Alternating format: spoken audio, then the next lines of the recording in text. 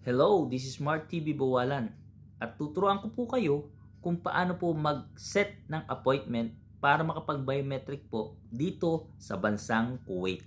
So, bago natin simulan yan, tuturuan ko rin po kayo na para hindi kayo mahirapan dahil alam po natin sa Sahil apps, puro Arabic po. Sa mga hindi po nakakaintindi ng Arabic, so, gagawin po nating English ang letters. So, yung words niya magiging English. So, I will help you to translate the Arabic words to become an English words. So, it's very simple. Then, we will proceed to know how the update things that we can go on, how to make an appointment on your biometric session here in Kuwait. So, let's find out. Let's get it on. First po, punta muna tayo sa settings. And dito sa settings, marami pong makikita. Meron pong system at meron din pong ibang kagaya ng gantong unit na Samsung na kailangan nyo pumunta po dito sa meron po siyang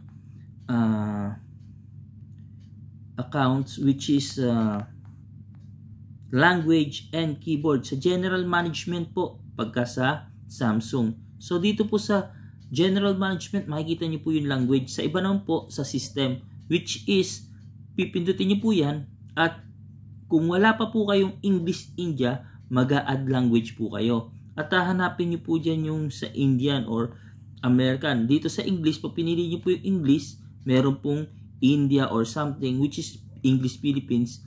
At yun po ang i-click nyo at tatanggalin nyo po yung English UK or English American. So yan po, kita nyo English India. So pagka nagkaroon po ng ganyan, natapos nyo at naset nyo na po yung cellphone nyo, punta na po kayo sa Sahil. And once you're in Sahil, ayan na po. Nakita nyo naman po, English na po siya mga kalodi. Hindi na po siya Arabic. So ang pipindutin po natin itong appointment sa baba. Yan. So nakita nyo po yung naging kulay blue. Yan po ang appointment. So kung magbubook po tayo ng appointment, tignan lang po natin book. So, hahanapin po natin dito sa book kung ano pong dapat natin gawin. So, pupunta po tayo dyan sa Ministry of Interior. So, sa Ministry of Interior, pupunta naman po tayo sa General Department Personnel of Identification. Ito pong General Department of Personnel Identification. So, ayun na po. Nakita niyo po, biometric enrollment. So, sa biometric enrollment po, Arabic po yan. So, select branch. So, sa select branch, puro Arabic po yan. So, para po malaman natin, i-copy-paste lang po natin yan. I-screenshot po natin ganyan. Okay, na-screenshot po natin. Punta naman po tayo dito sa tinatawag natin ito. Yan. Punta po tayo sa camera to translate. Ayan. So, ayan na po.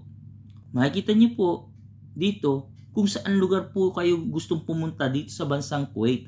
This is where you find which is the place you need to go or you want to select here in Kuwait to do the biometric appointment.